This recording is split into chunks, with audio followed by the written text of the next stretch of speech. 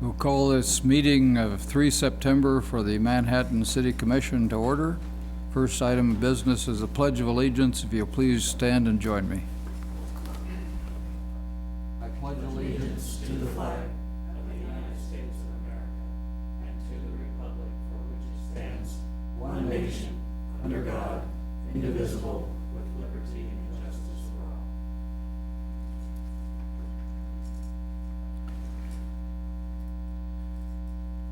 Item 2 will be public comment, and what we do is first meeting of the month, we open this to public comment on any topic. So these topics ought to be those that are not on the consent or the general agenda or the public hearing tonight.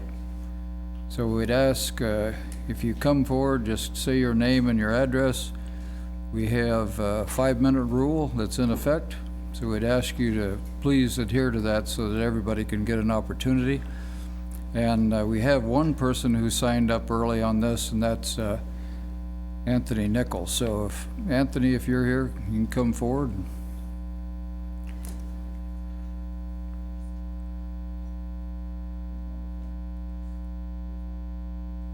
This is Anthony Nichols right here. Oh, you typed it, so sorry. I thought it was part of the printing.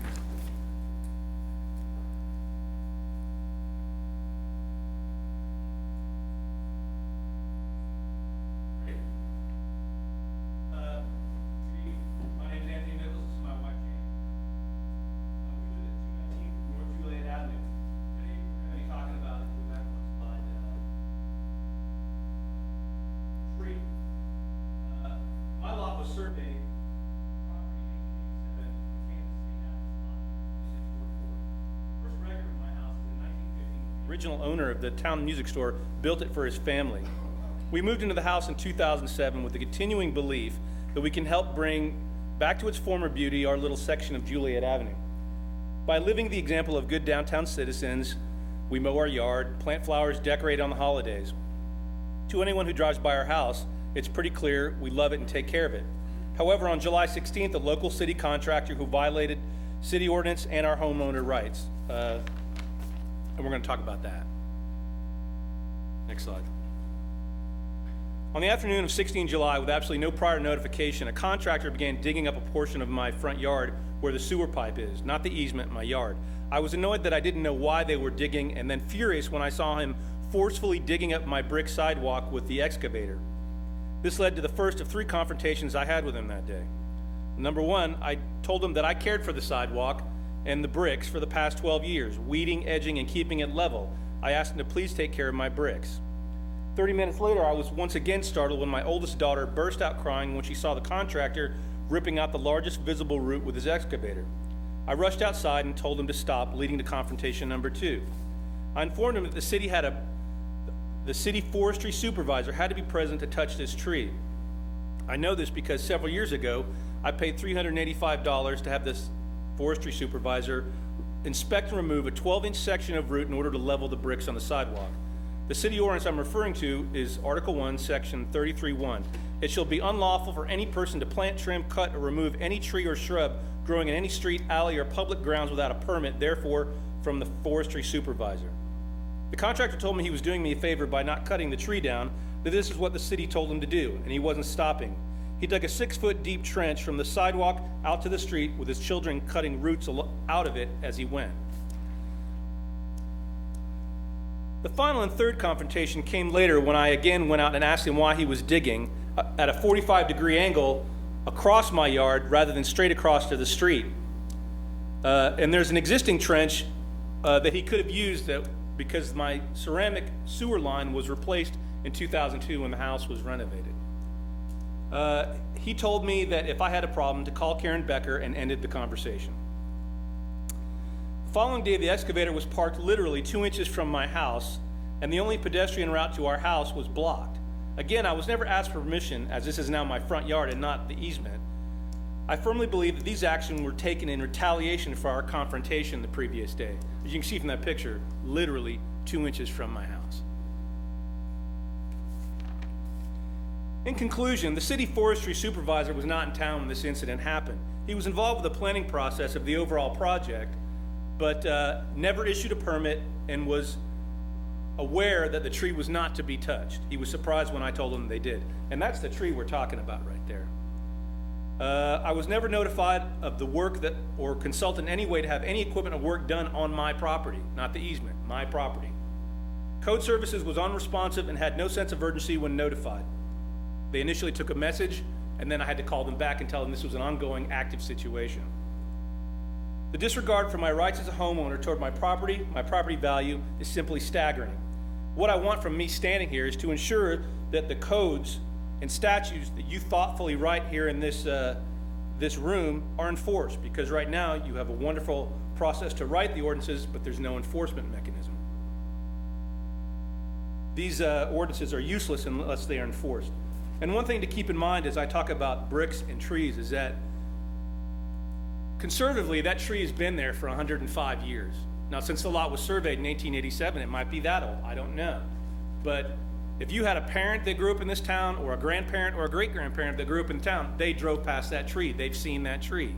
I don't think that a city contractor has the right to damage that tree without permission from the city. You have anything to add? Okay, that's all I have. Thank you very much. Thank you, appreciate it.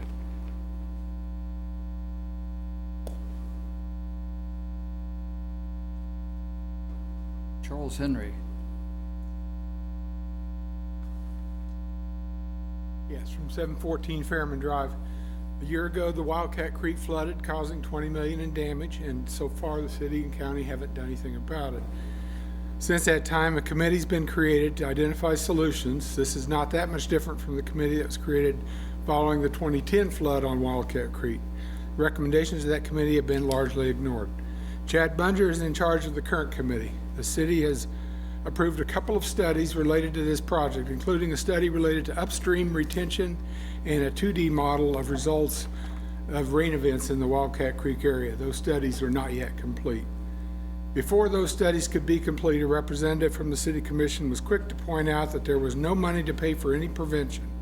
Further, the Commission representative indicated it was fault of the property owners to build in that area, not the fault of the Commission.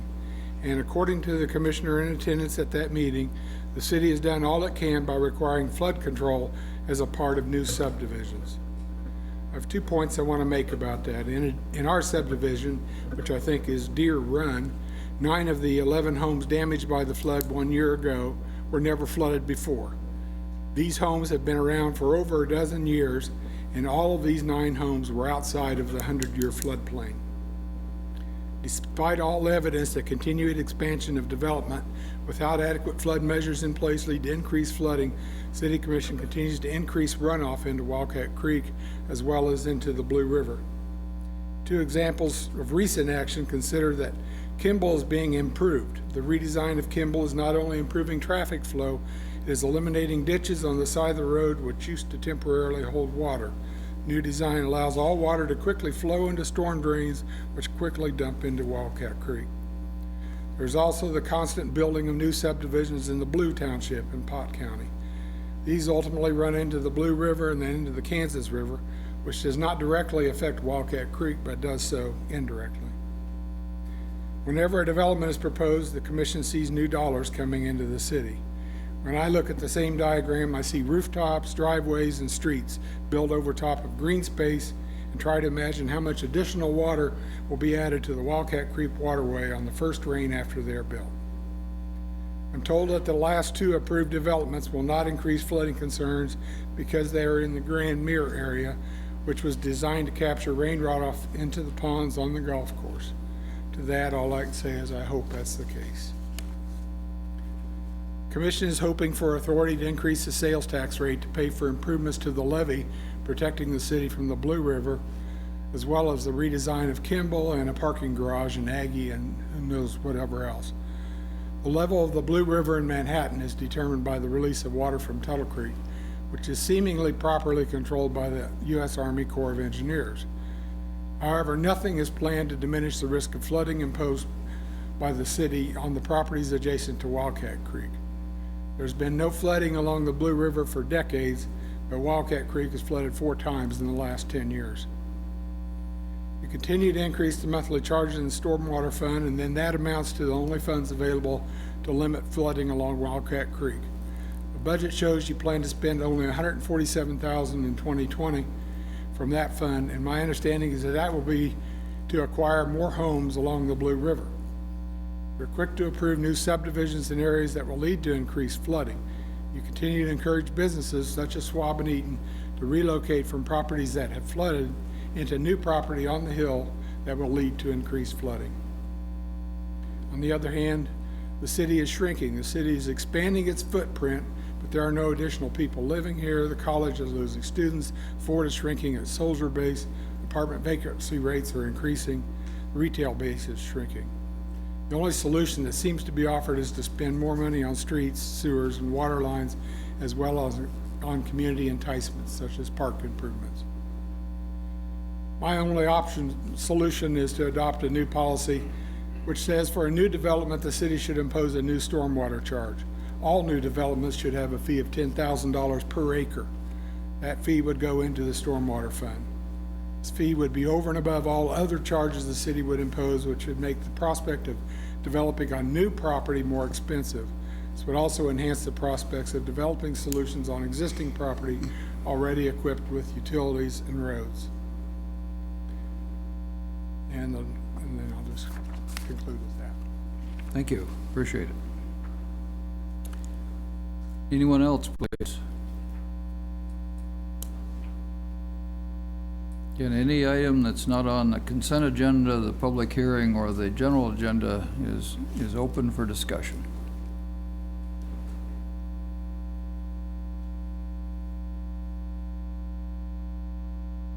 Okay, seeing none, we'll close the public comment section and move to item number 3, which is commissioner comments.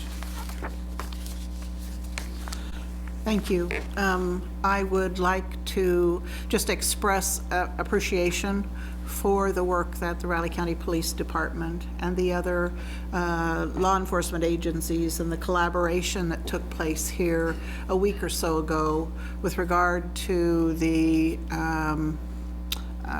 drug enforcement. I know that there's a big effort with regard to opioid use, and I have to think that's a large part of what it was about, and because we haven't heard all the details yet, but I think that's the kind of collaboration we're going to see in the future, because no one agency can do it all and know it all. And so I just want my compliments to the Riley County Police Department.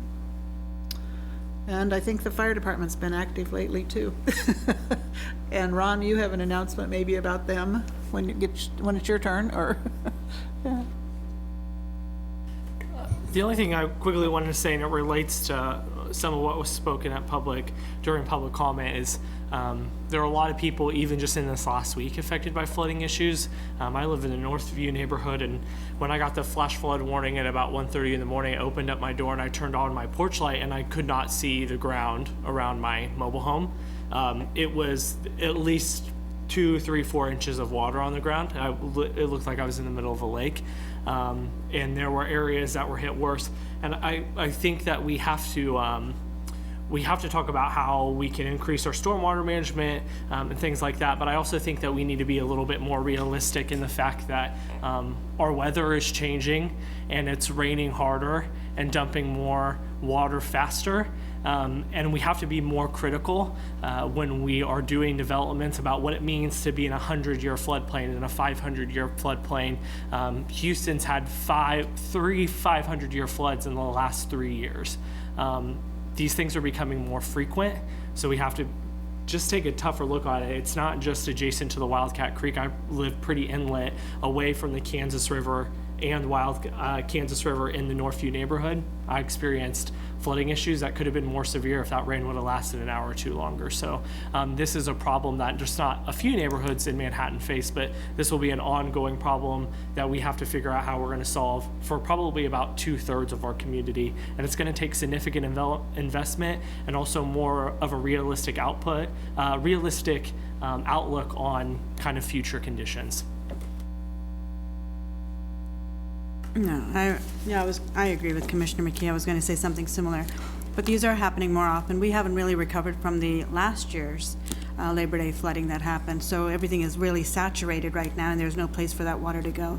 So I think there's a deeper issue, and we have to figure out how to come to grips with it, because it is getting ahead of us, and we are not being as proactive as we need to be. But that's a discussion that we will continue to discuss.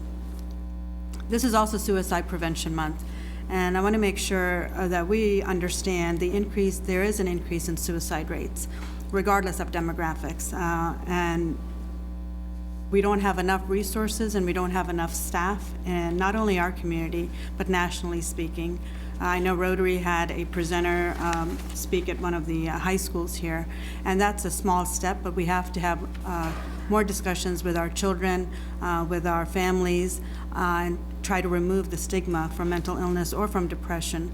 There are so many variations to depression and anxiety, and we need to figure out a way to address those without being called out as a weak problem. Having thoughts of doing harm to yourself are pretty significant, and there's a lot of people amongst us that are having suicidal thoughts or self-harm issues. So I just want to make sure that you reach out to somebody and not feel like you are a burden to society in any way. Thank you. Just a reminder, we're going to have a remembrance ceremony on 9/11. That's going to be sponsored by Lori Bishop and the Flint Hills Volunteer Center. So that'll be at 7 p.m. on the 11th of September at Bishop Stadium. So this is an opportunity to continue to remember the sacrifice of those first responders in reaction to that attack. We'll have a speaker who was at the time one of the principals in the FBI, and I think you'll find his remarks very interesting. I want to ask City Manager to say a few words about some of the items that are going on in the city concerning some of the sinkholes and sewer line collapses and so on. We've got probably 3 primary ones, and then I know we cleaned Ellers Road. I think that was on Friday night, probably, that we got that back open. I had a little landslide up there, so a lot of things going on, and maybe, Ron, you want to talk about, we said them on the radio, but it might be helpful to repeat them. Sure. So obviously it was a significant flash flooding event that we had Thursday night, early Friday morning, and we already had one sinkhole. We have a 36-inch diameter, 3-foot diameter sanitary sewer main that collapsed, and that's what caused the sinkhole.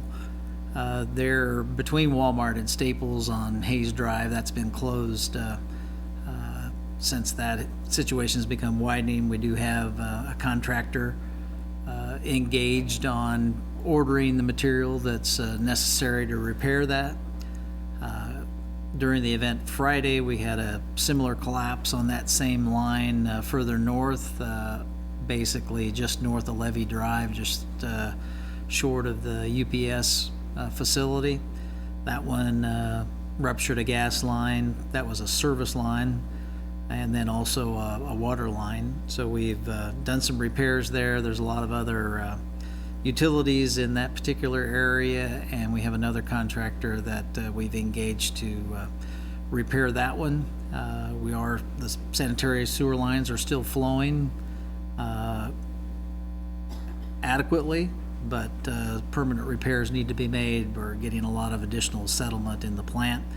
We also had an old water manhole collapse on 12th and Bertrand Street that created a water main break that washed out a lot of base underlayment from the street system there, and so we have crews that started there this morning with repairing the street, and it's probably going to be a fairly extensive repair and replacement of quite a bit of street. So that's going to impact that intersection of Bertrand and 12th Street, so that's an area you may want to avoid. Those were the primary ones. We did have a traffic signal that had significant damage to the control box there at Tuttle Creek Boulevard and McCall Road, and we have that back in some working order, but it's all on a program as far as timing, and it doesn't do what it normally does as far as being able to detect and change things accordingly. So we've ordered some materials to try and get that back into operation.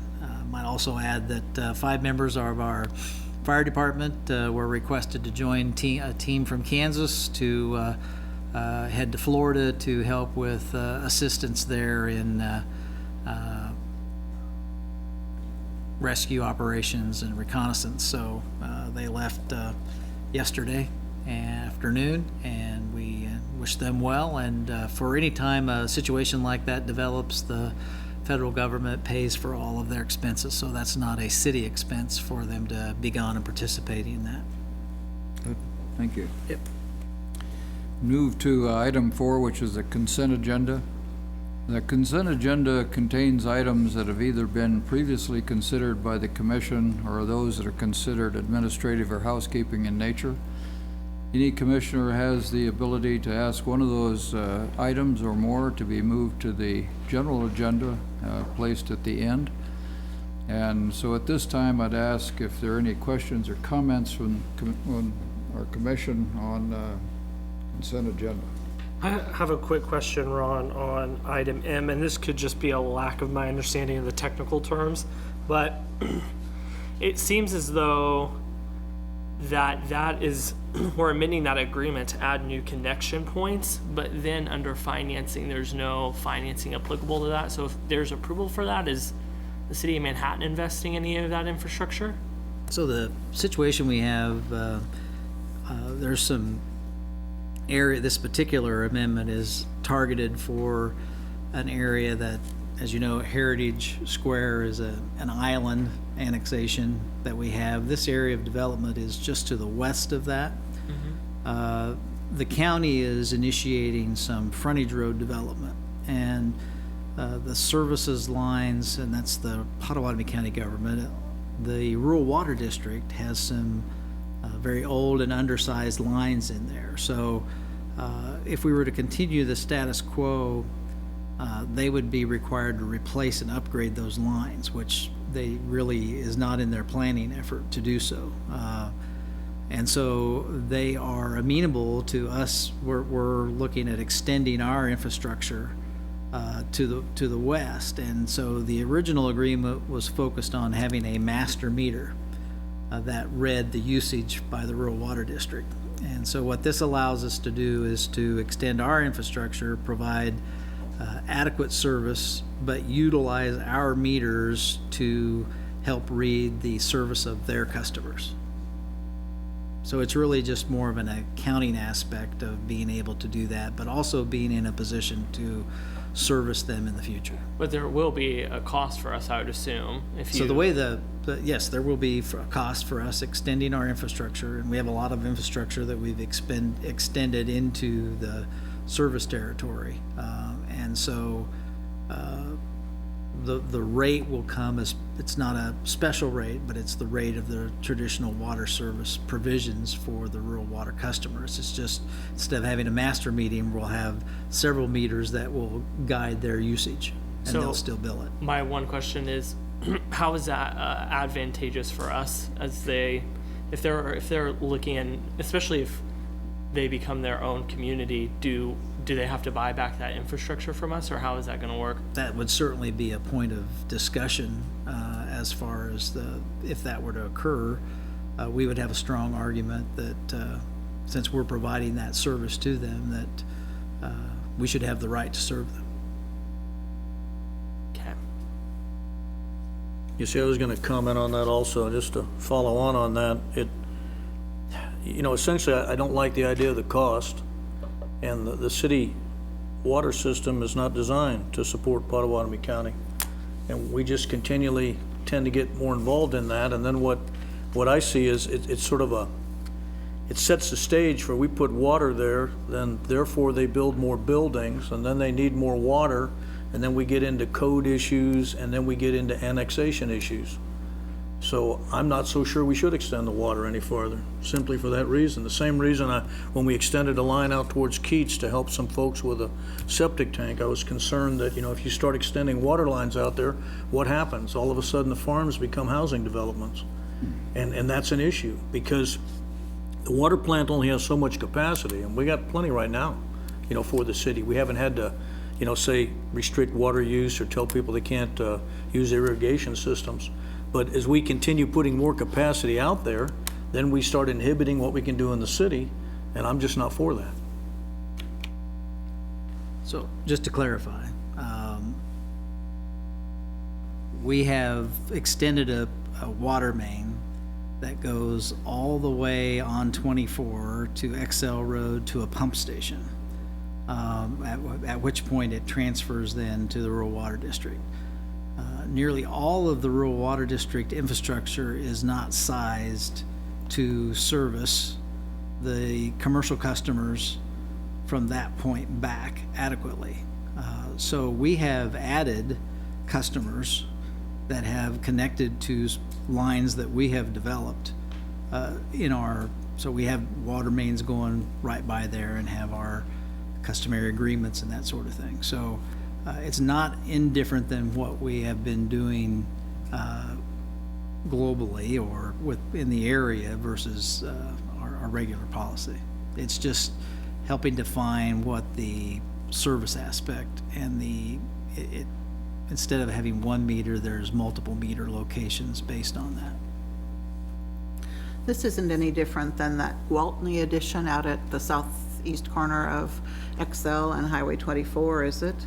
Yeah, it's not considerably different than that. Yeah, I mean, don't they have to pay a hook-on fee every In time? that case, that meter is going to be our meter that we read for, Yeah. and we will bill them for our water use directly. This is an indirect meter read for one of their current customers. One of their customers. And this ordinance also cleans up at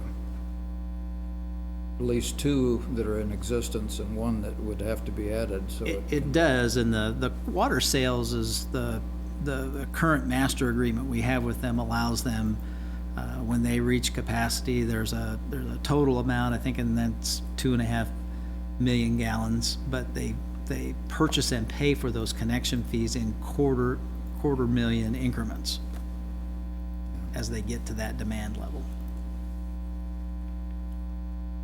Okay, any public comment on anything in the consent agenda?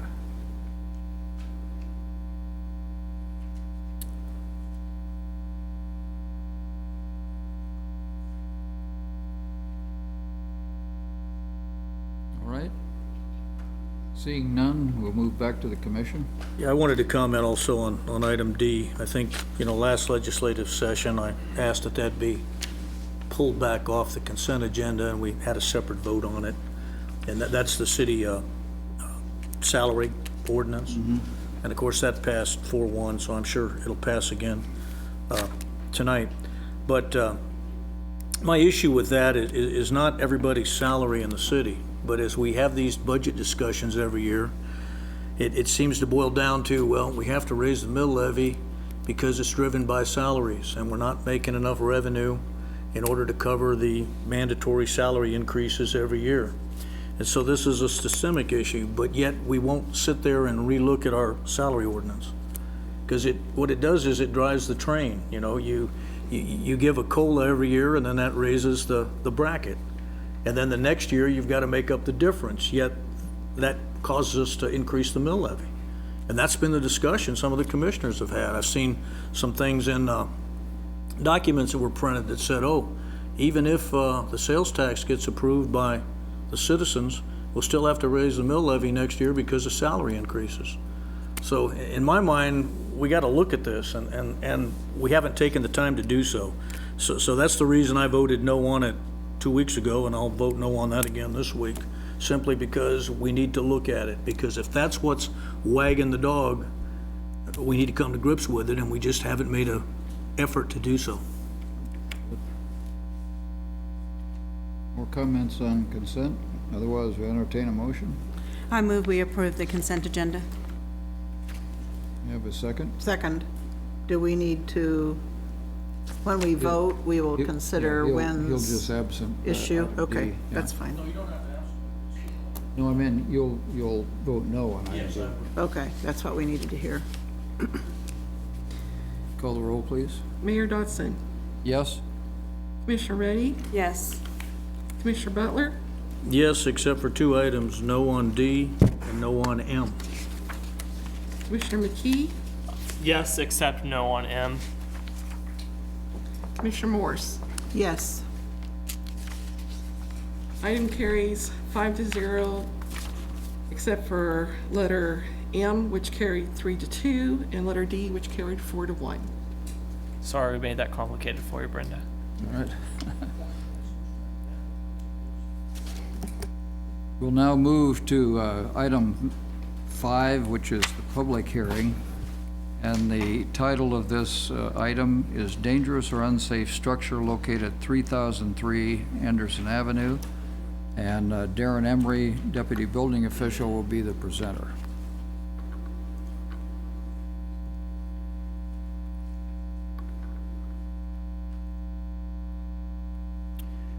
Thank you, Mayor. Good evening, Commissioners. It would help if I had the right presentation, wouldn't it? They look a lot alike now that we have a template that we're supposed to follow.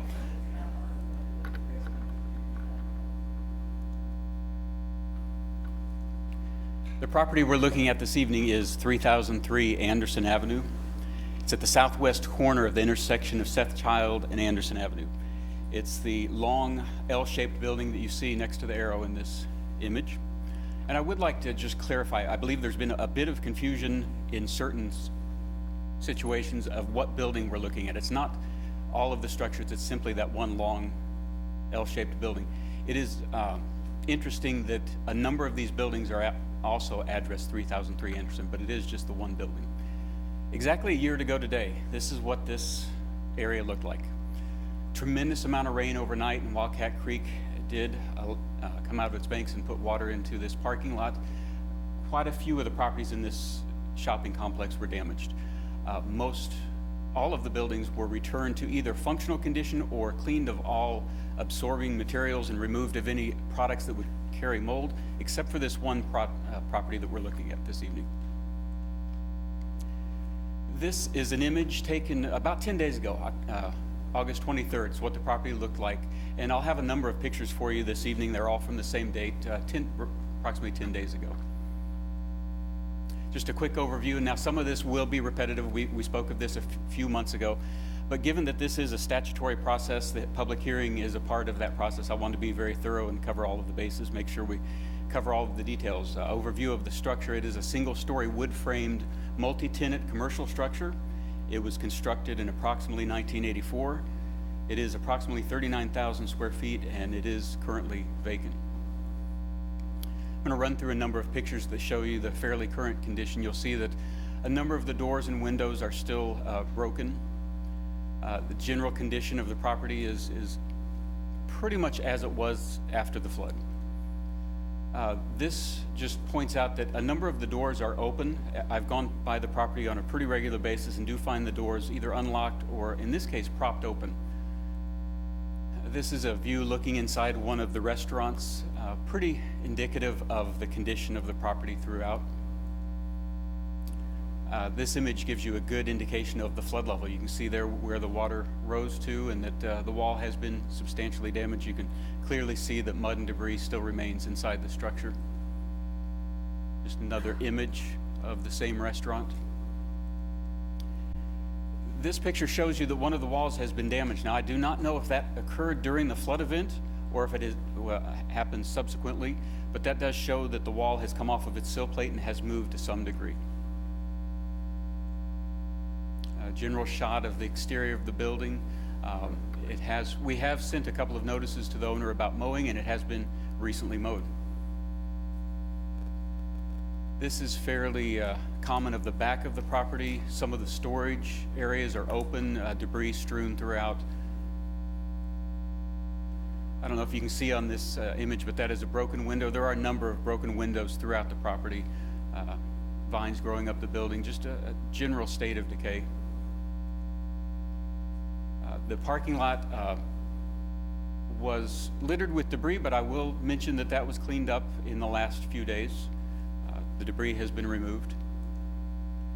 Just a picture here of the fact that we have placarded the building. We declared it an unsafe structure. We put a notice to vacate on one of the doors, one of the windows. We have had to replace that placard a number of times as it is removed. So just a bit more evidence of unsafe, or a summary of the unsafe or dangerous conditions which we believe exist. It is a property that is very unclean and contaminated. The surfaces are still contaminated from the floodwaters. There is evidence of mold growth throughout the structure. There is decayed and rotten food still remaining in the structure, was distributed during the flood and remains in some areas. And it is an attractive nuisance because it is open at times, and it is a fire hazard. We're concerned about properties that are vacant. They tend to be a bit more of a fire hazard. When a property is vacant, we typically do not hear of the fire in a timely fashion. It might spread further. And there are some areas of this building that, as I understand, are rated firewalls to slow the spread of a fire. And if those walls have been damaged, we're going to have a fire that would spread quicker. Also, it may put our firefighting personnel at hazard if they respond to a building that is not completely structurally sound, or just an unknown condition if they respond to fight the fire. A bit more background about this project. Notice of code violations were sent to the owner of the property immediately after the flood.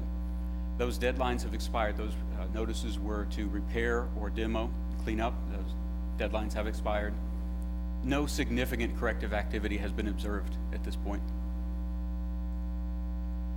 Now, Kansas statute does grant the governing body the power to cause the repair or the removal of any structure in the city which may become unsafe or dangerous. That process is initiated when the building official files a report with the governing body, which we did on July 16th.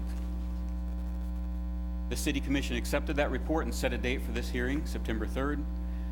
The resolution setting that hearing date was published on July 21st and July 28th, and copies of that resolution were mailed to the owner and the one known lien holder of the property on July 23rd. And I would point out that those two gentlemen are with us this evening.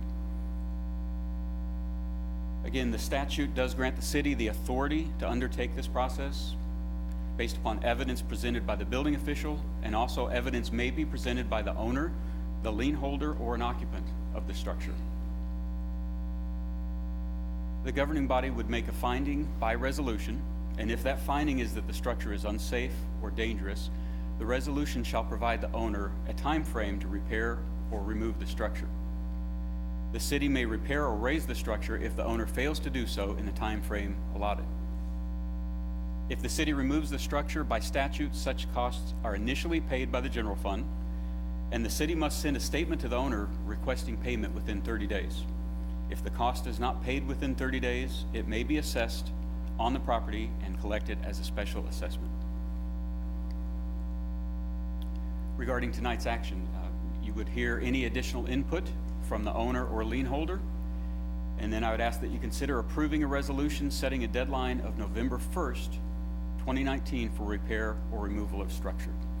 I would point out that the statute requires a deadline of at least 30 days, but we've pushed this out to about 60 days given the size of the structure, and it'll be a large task to repair or remove the structure.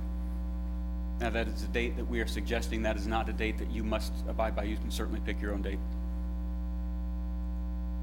And at that point, I would ask if you have any questions for me.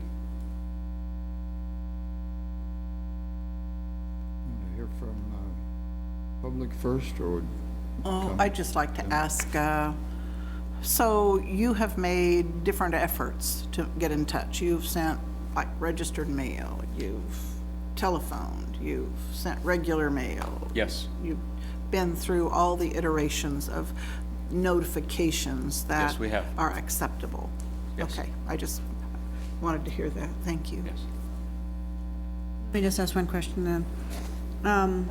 So regardless of, if we do get rid of all of this, let's say we demolish it, vacate it and everything, are we going to be permitting building there again? It is a flood-prone area, so what happens?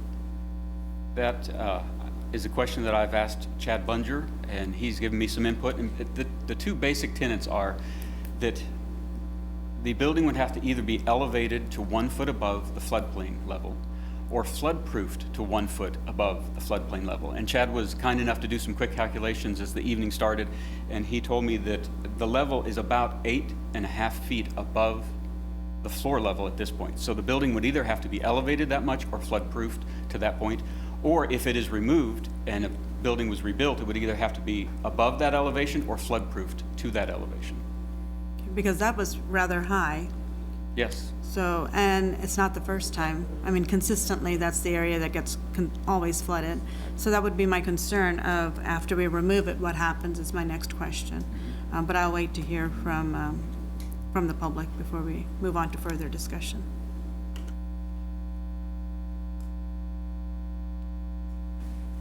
Okay, well, we'll ask the public for comment and then come back to you. Thanks. So at this time, Mayor, just to clarify, the list that Darren provided you is the only people from the public who are able to comment, the owner, the owner's agent, Yeah. in terms of the public hearing aspect. And Darren provided that in the memo as well, Yeah. just to clarify. thanks. So at this time, we can hear from the owner or lien holder or other associated parties.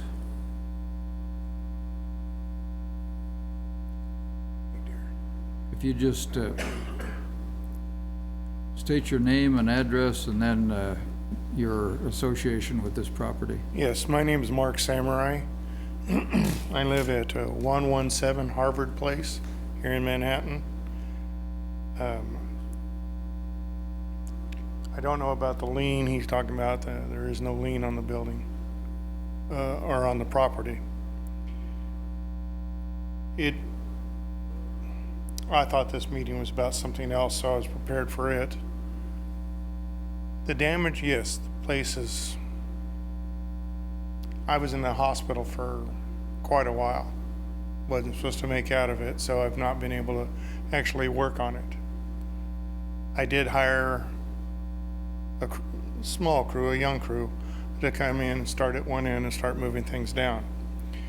The tenants that were in the shopping center refused to clean up their mess. They left the food in there. We have masks, gloves, suits that I won't let anybody in to the building without it.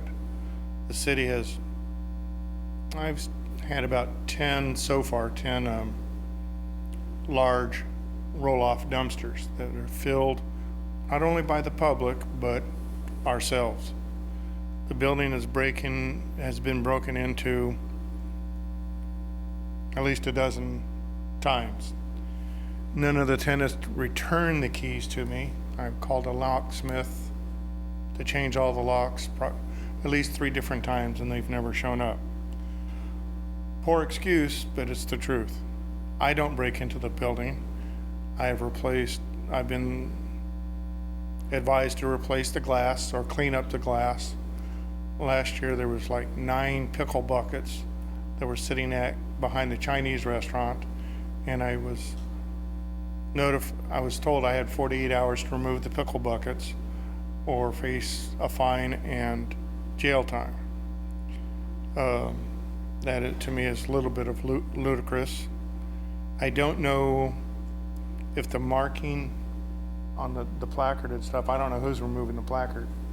I'd like to catch everybody. I've asked the police to watch the property when somebody was trying to do some work there, and the police are actually for the damage, and the police said it's not their responsibility. It doesn't help that the parking lot does not belong to me. It belongs to the gentleman that owns the rest of the property. So he does not turn on those lights where people can break in during the day. I know one gentleman goes in quite often and chases people off, and then he comes by a couple hours later and the same people are in the building dragging them out in the street, or taking things, or trying to find out what is salvageable. The day of the flood, people were breaking into the building trying to salvage things. I've been trying to get rid of the air conditioners for years, because I was gonna restructure everything inside the building. Well, the flood hit. I don't think you caused it. I don't think you caused it. And I know I didn't cause it. I know why, I believe why things have happened, but that's another story or a fight. I will continue to get it cleaned. I was just told not to come onto the property. So I had to stop, when it was about 2 months ago, something like that. I lose the time because while I was ill. I don't like it being like that. It's embarrassing to me. I can't change people breaking into the building. All I can do is start at one end, and sorry, money is tight.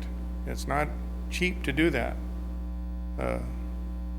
I don't know anybody would finance the cleanup. All I can do is keep fighting to get it clean by November 1st, maybe December 1st, I probably could. It's that stupid food that nobody wants to remove. Everybody avoids doing that because of all the flies and the stench. We had started attacking the sheetrock. I think you showed one picture of somebody broke in and tried to break into, I think it was the Mexican restaurant. So they broke through the wall, and that was the damage you were talking about, where it had a kind of a rust orange background. People are always trying to break in.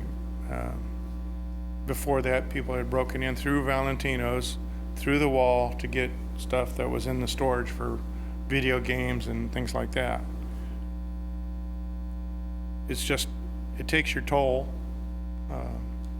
And I'm sorry to you all about the embarrassment of the condition of the property. I was told it was being mowed. I was paying a bill for it being mowed, and I finally went down there and found the grass, 2-3 feet tall. I'm not supposed to go out. I'm not even supposed to be standing right now, but I'll go out. I'm willing to lose the foot, die, whatever, to get it fixed. Not looking for pity. I'm just going to do my job. How I can raise my building 9 feet in the air, I challenge each one of you or anybody in this room to raise their building 9 feet and then say, oh, you got to pay taxes. I'm still being billed for taxes for a building that's been condemned. I don't understand that, but it's the way it is. I would like to see the city work on upstream, downstream, and the levee itself. We've offered to fix it ourselves, and it was denied. We were told that we have to build a new levee before we can tear down on the other one. But everybody tells me, Mark, it's not a levee. It's a railroad track. Well, the railroad bed was built in 1904, makes it 115 years old. Corps of Engineer has said that it is sturdy. It's not going anywhere. It just needs to go. I think the base level is 1044, and I have a 3-foot base above that. One small place of it is 1046.5. Back in, I think it was 1998, I signed an agreement with the city of Manhattan for the easement of that property, a temporary easement, because we were going to build a new levee. It was approved by Department of Water Resources, Wildlife, FEMA, the City of Manhattan, Corps of Engineers, and Westar Energy, because they were involved. It was all recognized as a levee. The material, we did borings along the levee, or if you want to call it a railroad bed. I have the documentation that says it meets the material to be a levee, and that we can, if we decide to move it to the new levee, it would still be usable. But everybody says, no, those are just the borings. What did you put in between the borings? Well, I can't go back to ask the gentleman from Clay Center that built it. I don't think he used jelly bellies. I think he used the proper material. And so it says I have to tear down the levee to prove to this body that it truly is a levee. Again, I don't understand logic about that. I just have to take it, and I'm not going to take it. All I can do is promise you it will be cleaned. even if I have to sell that foot that's damaged. I'll borrow, beg, whatever, but it'll be finished. Poor excuse for why it's not been, but I've been obstinate about somebody telling me I have to raise the building. As far as I'm concerned, take it back for taxes and let the county pay the back taxes, pay to raise the building, and then have somebody say, oh, we're gonna sell it at auction, and see what moron steps forward and says, hey, that's a hell of a deal. I'm gonna buy it. Because not one of you would do that yourselves. Again, you didn't cause the flood. You didn't cause the rain. I think the city was involved with misstepping in building upstream and not allowing or accounting for water to exit Wildcat Creek at Fort Riley Boulevard. I understand the state is supposed to bid that out this year and start construction. The way I understand, they were going to raise Fort Riley Boulevard and the railroad bed to widen that basin, as it's like a funnel right now, a reverse funnel. And so not only in the heavy rains, whether it's a 500-year flood or a 100-year flood, when you can't get that water with the excess water being built upstream or released upstream, and we have the excess of rain, it can't get out. So you're not only getting, sorry, I'm talking with my hands. You have more rain coming down from the north and the west, and the water's backing up.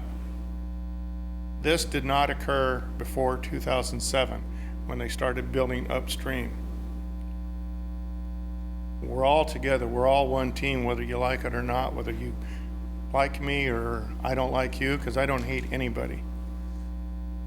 I refuse to. I'm not gonna do that. But we can work together on fixing it. Whether Mr. Trump or FEMA, why did not FEMA come back and condemn some of, they considered condemning the properties, I think in 2013, and then it was dropped. I can't change those situations. All I can do is promise you I can fix the building or clean it up. Whether you all want me to still tear it down, no. I don't want any health issues, not for anybody. And it's my word, that's my bond, that I'll get it clean, and I need maybe an extra month or so to get it cleaned. But I stopped going in when the building was marked. I fired Everett, didn't fire, I laid him off from doing the cleaning when I was told a couple months ago that I can't go in the building. I think I was actually in the hospital. But, okay? Have any questions? That's it? Yeah. Yes, you can. I've two quick questions.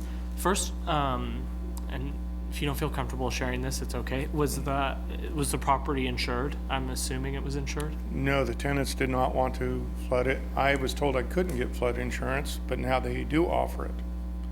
So The flood insurance would not have covered a tenth of the building. It appraised at $5.6 million. Mr. Orhani had a building and he didn't get half of the value of his building.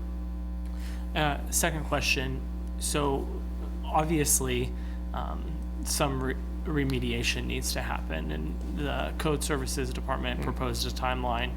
Is that timeline realistic, or I just need a little extra time, and I think, what's a little extra time? well, he has muscle, so I don't know if I can arm wrestle with him, so. Back to the insurance too, I forgot what I was gonna say. Did you mention 1 December as being, I think that gives me three and a half months, or almost, let's see, September, October, November. Yeah, 3 months and then a little bit. And what does what does that December timeline, what does that look like in terms of improvements you make? I want to get it, a lot of the worst was taken out except for some of the food and then the sheetrock. I don't think I need to take the 2x4s. Those would be sprayed with an antibiotic and kills coat. Like you said, we do have every 120 feet, we have a firewall. that I still have to take the sheetrock off because it has mold on it. Put it in the back, probably could be done. It's expensive, but probably could be done. So I was wondering, Sorry, one thing. You had asked about the flood insurance. Well, I wasn't in the floodplain. When I did have a lien on it, they said it's not required. They said, why would you gather it? Well, I could have been billing that to the tenants. I was told I couldn't do that. Hindsight. And would I change it? Yes. But a lot of the tenants at the time didn't have the money either. In 2011, I lost 70% of my income on that property and 70% of the tenants. Kind of hard to say, oh, here's the money to fix everything when you just lost it. In fact, I did end up filing bankruptcy on the building and then bought it back about 2 to 3 months later. Paid cash, and it's been free since 2015. Sorry, ma'am. yeah, no, I was going to say, so it's been over a year, almost about a year, I guess, to this day, since last Labor Day weekend. But because even though, you may have been not able to answer or respond to the correspondence as far as reaching out to you, do you still want this place, do you still want to work on this place? Or I think one of the wanna clean it options, up. I could be wrong, is to demolish it and vacate it, and do you want to pay that back to the city? No, I wouldn't. I would fight that. Okay. Nobody's going to step on my property and do something, whether you have it in the code or not. I did not cause this problem. I'm not saying you caused it, but I'm saying is, there are two options you have, and either one, if you're going to rebuild there, let's say you take it out, you clean it up, it's also still going to be prone to flooding. Unfortunately, but we've offered to try and get it fixed. At what level do you put it? Well, Do you put- that's what I'm asking. A levee is supposed to protect everything down lower. Now somebody wants me, are you going to raise New Orleans above their levee? 9 feet, 10 feet? At what point? No, the levee is supposed to protect the property. Now everybody wants both. It's not required. I'm just asking what's in your best interest. My best interest right now is get that sheetrock out and the rest of the food. And I would need to hear from our code officers as well, if that's enough, because it is kind of a dangerous spot right now, and I think that's kind of where we're at as far as seeing everything that's going on, and it's been like that for quite some time. If you keep people out of the property without permission, there wouldn't be a problem. Well, you can go set it on fire, well, that's illegal. Trespassing is illegal. I don't go in and cause the problem. Somebody else does. And you want me to, you're asking me if I want to fix the problem or demolish it. Would you demolish a building that has a value of 5.6 million? Can you afford to lose that?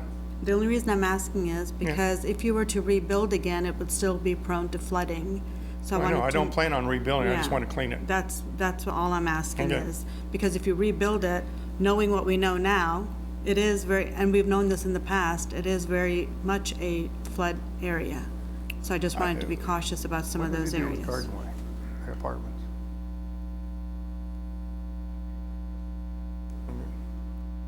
Yeah, I don't know. You're probably gonna have to demolish the whole shopping center or ask somebody to do it.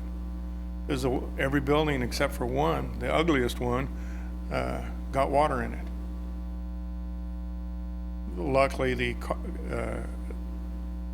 antique shop, he had not put in his cars in there, and he didn't really have finished all of the work, so he had very minimal damage, more the electrical. What's that? And he had flood insurance, I believe, for that area as well. Well, that wouldn't have, flood insurance still, I don't know if it would have covered, I think their rule is 50% more of the value. The city doesn't know what I was doing with the building. I was getting rid of air conditioners, all the electrical panels, and starting over. All I need was the shell. So to say it's more than 50%, but right now, the issue is getting it clean. And I do want to do that, but I don't think I'm going to rebuild. Because again, Nobody wants to fix the levee system. Or let me fix it. Maybe a question for Darren or Brad, but the things that have been cited had to do with mold, decaying food, danger to the public from either a place where they can gather and possibly fire hazards and other kinds of hazards inside that building. So just to get kind of a scale here on what would have to be done to satisfy the safety and health requirements. Mr. Samurai said take out the sheetrock, put kill stop on the wood products in there, and you know, clean everything up, obviously from the floor on up. Would we have to put covers over windows and padlock doors, and I mean, what's the scale here? I think the primary issues are, as you mentioned, removing all of the contaminated materials, removing any of the porous materials that absorb floodwater, so all of the drywall that got wet, restoring the drywall that was part of the fire separation walls. I think that would be a vital issue. And then returning it to a secure condition, whether that be restoring the doors with glass or boarding them up. Now, that does solve a temporary problem. That returns it to, I don't know if safe is the right term, but it's not unsafe or dangerous as we're discussing tonight. Luster on the building. Yeah. But I do want to point out, I think it's important that we just remember that wherever we go in the future with this building, it cannot be rebuilt as is. Because of the substantial damage due, as you mentioned, over 50% of the value of the property, if it's to be restored in any manner, it would have to be either elevated or flood-proofed. I just want to make sure we keep that in mind as we discuss it. But we do have a building next door that it was cleaned out. It received almost exactly the same amount of water, but within a week or so, it was completely gutted down to the studs, and it's secure. And that's really not a problem at this point. That if we could get that building to that point. He did an excellent job, Mr. Rahimi. His people did, and he said I could use the same crew. At the time, I couldn't do that, but he had people breaking in, stealing, and if I replace the glass, what's going to prevent from somebody coming the next day and breaking the glass? But like you said, the building has been basically condemned, and that's from a different fight. Okay, thank you. Any more? No, I think that's appreciated, Mr. Samurai. Is someone else a lien holder or? No, there is no lien holder. Yeah, we had, I think the only other category was occupant that we can hear at the hearing, okay? That's me. All right, thanks very much. Okay, thank you very much. So, additional questions or? Yeah, sorry. I'm open to having Mr. Samurai work on this property and give December 1st, if that's okay with code officers as well. But then we have to have the plan of what happens if that doesn't happen. So if that's the discussion we have tonight as well, because we need to have the next step what if it doesn't happen, and what happens if it is cleaned up, then what happens? So what are the next two steps in this scenario? And based on that, I can move forward with a decision on this. Yeah, I think the next steps are pretty clear in the statutory procedure. If you set 1 December as the date, and I don't have a problem with that. If it's not done by then the city can raise the structure. I mean, that's the consequence. It either gets done, as he stated, or the building gets leveled.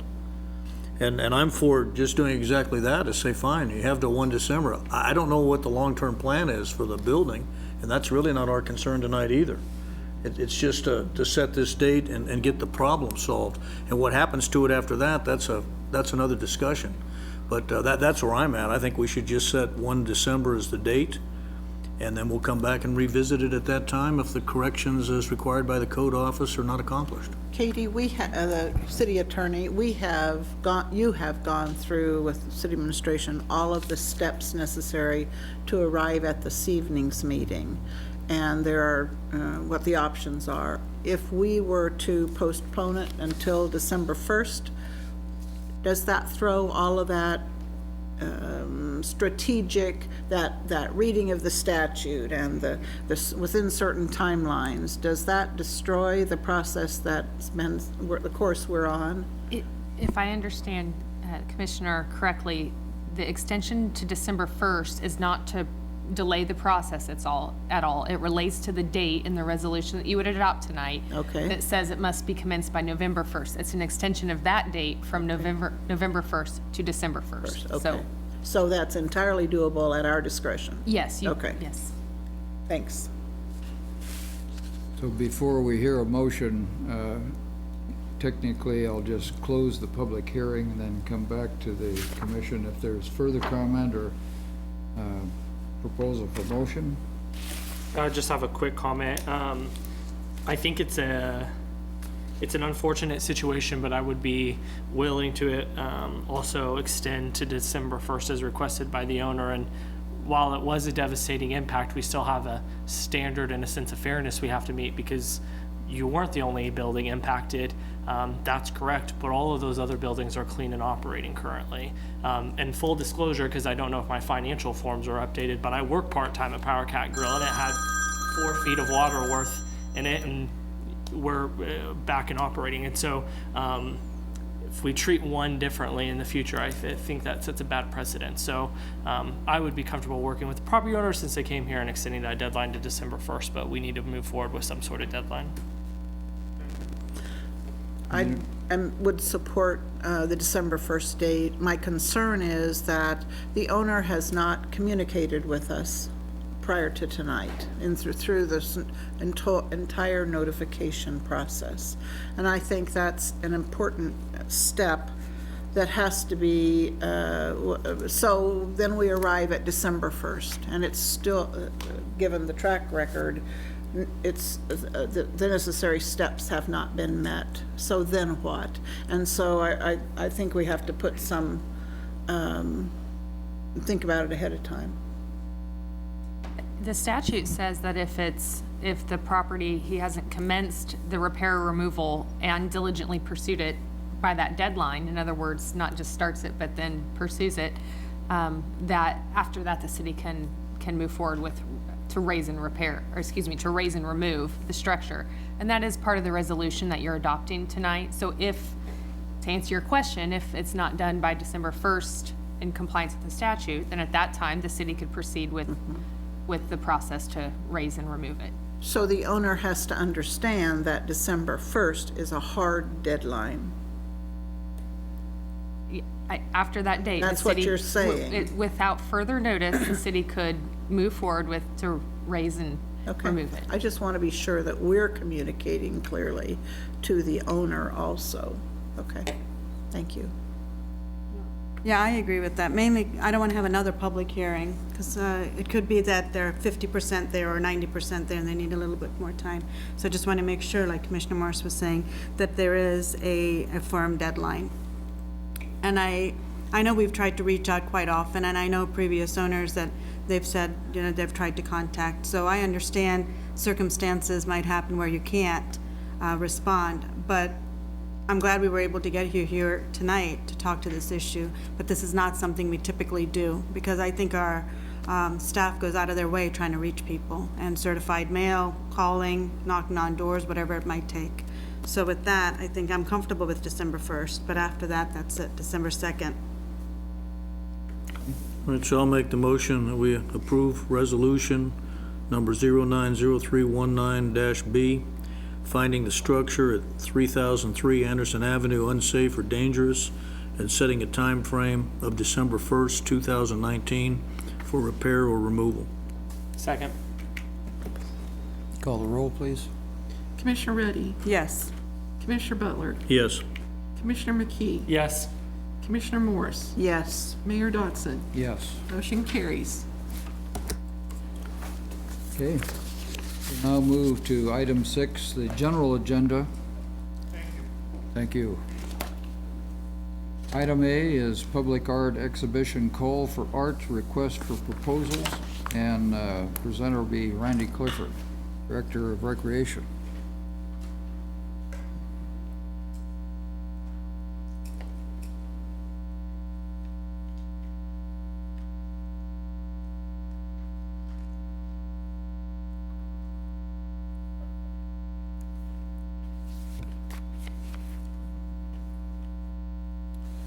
Good evening, Mayor and Commissioners, and thank you for the opportunity to speak with you tonight about this project. In my role as a staff liaison with the Arts and Humanities Advisory Board, we've been working on this project for a number of months, and pleased to follow up with you and talk about this a little bit further tonight. I wanted to start out by just giving you a little bit of background information. As you recall, probably just a few months ago, November of 2018, we had an update with the Commission from the Arts and Humanities Advisory Board talking about various opportunities for public art, reviewing some examples of juried art exhibition programs in other communities, and also discussing opportunities with potential funding sources with the Greater Manhattan Community Foundation. And this program we're talking about tonight is premised on that as well. Since that time, we've had work done with a specific committee of AHAB toward this project. They spent time researching other juried art exhibition programs, identified and mapped some suitable installation locations with the focus in that downtown core area, defined selection criteria and a process for selection that we needed to have more detail and more development with that. Coordinated with downtown Manhattan DMI on the site selection, and to develop the call for art and the RFP document that you're seeing tonight.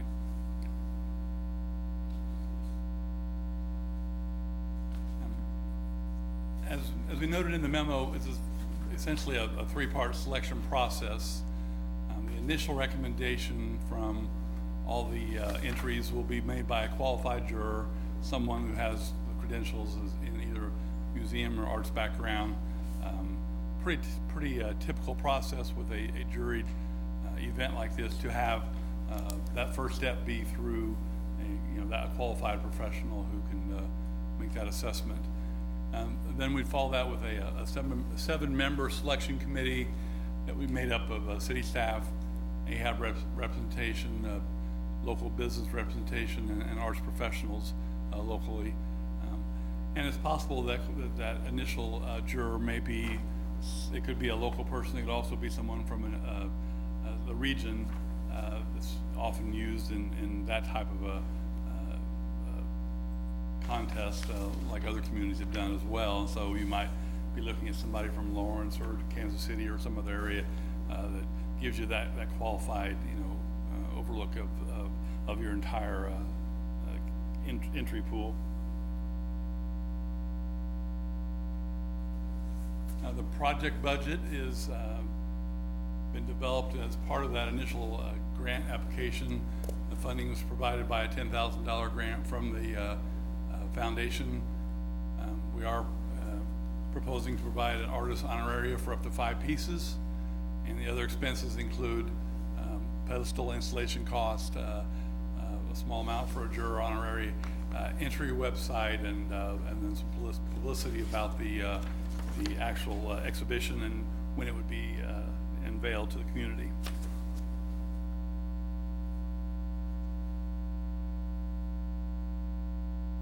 I think we also included in your packet the site map and really spent quite a bit of time trying to develop an appropriate location or locations for placement of the public art. And we've kind of changed our focus a little bit and working more with the 3rd Street corridor. 10 installation sites that would kind of connect a walking tour with some of the lodging and dining and shopping that are located along that corridor. The sites essentially range from the Bloor Plaza going north to the Osage Pocket Park, and these sites were reviewed by both the Parks Recreation Advisory Board, because there are some park sites involved, and then also the Arts and Humanities Advisory Board as part of our review and development of this project. The timeline for this project would be, the call would open later this month. We would have about a 2.5 month entry period. Deadline for entries would be January 3rd, or I think we indicated if we had a large number of entries, we would cut it off at 150 entries. The selection process, as we discussed with the different parts of that process would occur from January to March, with a recommendation coming back to the City Commission in early March. Notification of artists would occur after that. Installation of the selected works would be in May of 2020, and then for about a year period they'd be on display.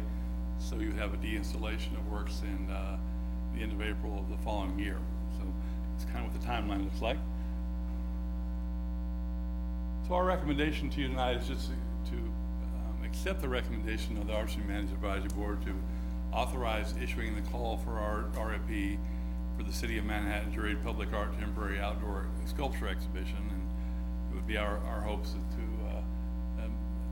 kind of kick off this pilot program and then hopefully be able to turn it into an annual event, based on how this first year goes, an opportunity for a trial program. And I think it's, I know that from the Arts and Humanities Board's perspective, they're excited to see this program get underway and to have our first opportunity to do a juried public art program for the community.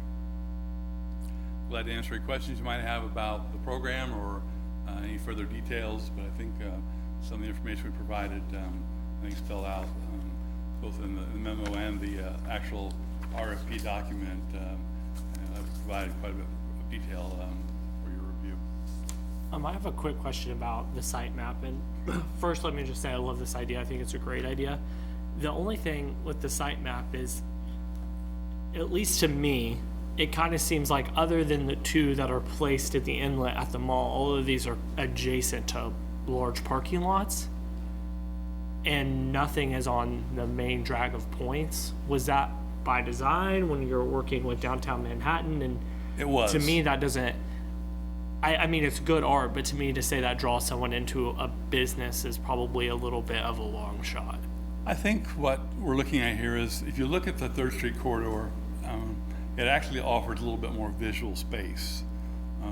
You'll be able to attract both pedestrian traffic and vehicular traffic with the ability to probably see some of the installations perhaps even better than they could be on points. Reason we decided to move away from points, because that was part of our initial discussion and in consultation with DMI. Points is, especially in the 300 and 400 block, is pretty cluttered already. There's a lot happening already in that area. Our sidewalk area is a little more narrow in this community than some communities, and there's a lot of obstacles or a lot of other visual stimulus in that area already. And so we felt like in this, by moving it to the 3rd Street corridor and kind of moving from that area where hotels are, and as people move up toward the downtown area, there's a fair amount of pedestrian traffic that occurs there. These are going to be in areas that will be pretty visible. We thought the visibility was important, and calling attention to this project and the installations over a several block area, we feel like it will be something that people will take advantage of and hopefully readily recognize and go check out. That makes sense. Thank you. Okay. The funding for this was all through a grant from Greater Manhattan Community Foundation? That's correct. So there's no hidden cost there on installing or not No, installing? we will utilize some of our staff to help assist with the installation, but the materials for that are included in the grant that was provided, so. Okay, so I don't have a problem. I was curious about that, and then I think, I talked to DMI about some concerns about placement, but I think you've handled that Right. with the site selection, so I don't have a problem with it. Okay. No, I'm glad we're finally moving forward with this. Right. It's interesting what everybody has a passion about, and we've gotten several emails about this in the past couple of years, actually. Right. And now that there's $10,000, there was so much excitement, but nothing was moving along as fast as people like.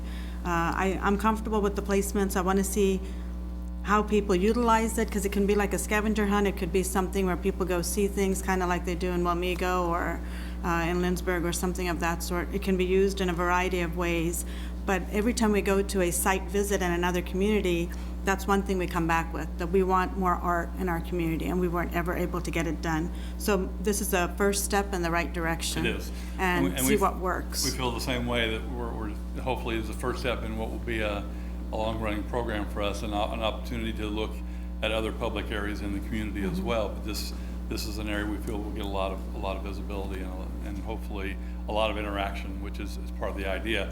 We're also, looking at the opportunity to have kind of a kickoff event once the installations are complete, something that can kind of, bring people out for a little reception, a little walking tour, perhaps have the juror, if they're available, come out and talk a little bit about their selection and just, kind of go through that whole process of educating our community a little bit about what public art is about and how this might play into something, even bigger and better for us in the future.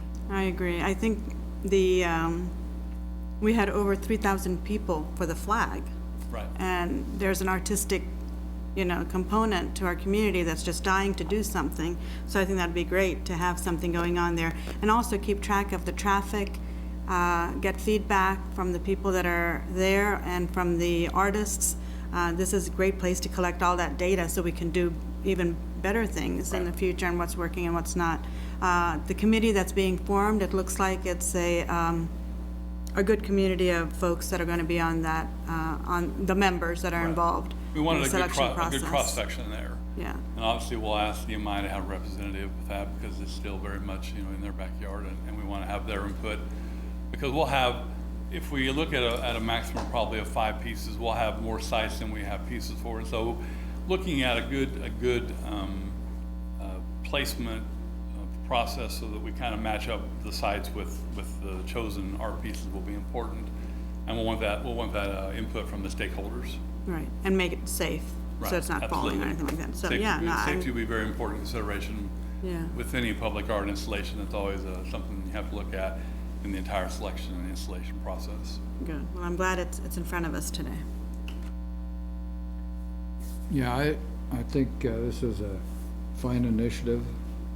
One of the things that I'm curious about, we've got 7 members on this committee, and it's not quite clear. I mean, we've got, in the briefing, there were 4 different entities mentioned.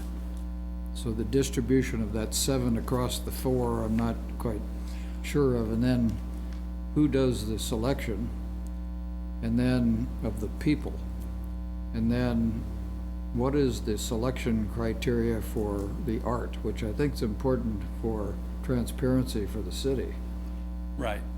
The selection committee will be a city staff committee, and it'll be made up of about 4, I think we're looking at 4 representatives from organizations. The other people that will be asked to serve on the committee will be essentially at-large candidates from the community that are related to the arts. And so we'll ask either someone from the MAC or someone from the Beach Museum or looking at possibly even practicing artists. So we'll want to have a good artist representation on there. So it's our intent there to have a kind of a good balance of some organizational representation and then some art representation as well. And So who does the selection? It'll be selected by city staff. We'll recruit those because it'll be a staff committee basically. From the Parks and Rec? What's that? From Parks and Rec?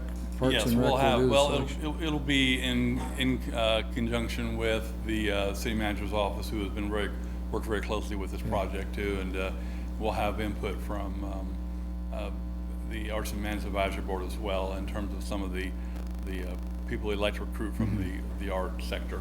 And then how do we find out about the selection of art criteria?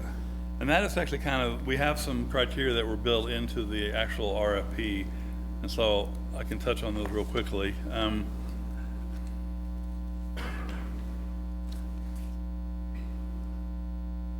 All entries must be original artwork of the submitting artist, and artworks will be selected based on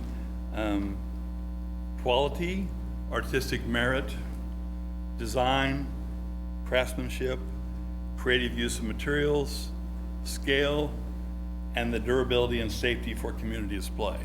And those will be the criteria that we're going to apply, and we'll try to use those as criteria throughout the process at each level of review, starting with the juror and their assessment. And we had talked about developing sort of a score sheet that kind of incorporates those criteria. Sometimes when communities do things like that, one of the criteria is community appropriateness. Right. And that's something that we will look at in the very initial review. Once all those entries come in, we'll have probably a staff, potentially AHAB review of those to make sure that they're appropriate before they're even presented to the juror for consideration.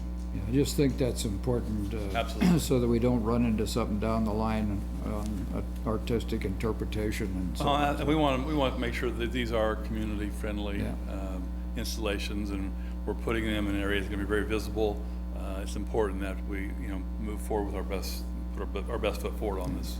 I would echo Commissioner Reddy's comment about safety. I know we've got a criteria for 3x3 pedestals, but one of the questions I asked the staff was if there's a height limit, because I just want to make sure that these things don't topple. If somebody has like a totem-size piece of art, that we don't have some kind of danger presented by the installation.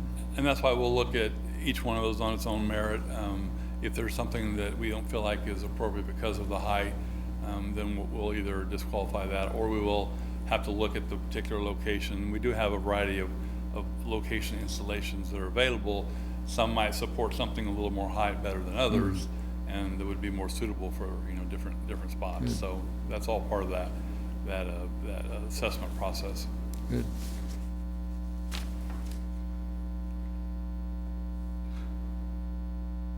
There's no further comment or questions. We can entertain a motion after we do public comment. Okay, yeah? Yeah, I was just asking if there's anything else. Okay. All right, thanks, Randy. Thank you. So at this point, we'll call for a public comment on public art exhibition.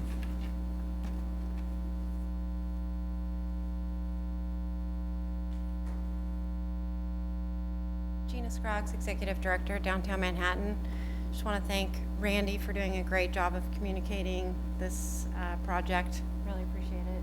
Good job tonight.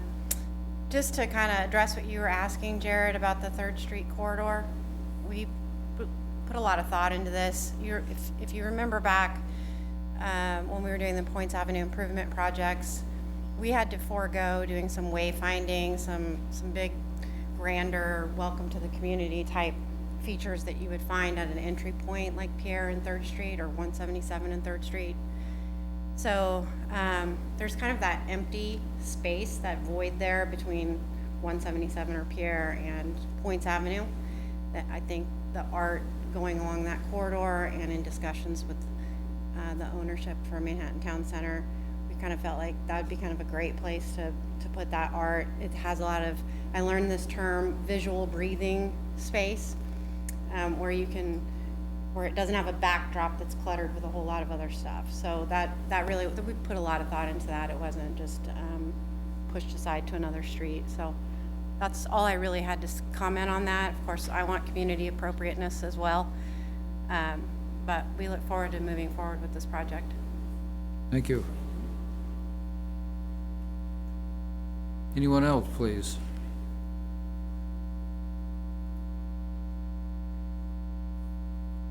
Seeing no one, we'll close public comment and come back to the commission. It's important to say that this fills a void in our community for public art. And I think we've been somewhat anxious to begin that, and this has taken a while, longer than we thought.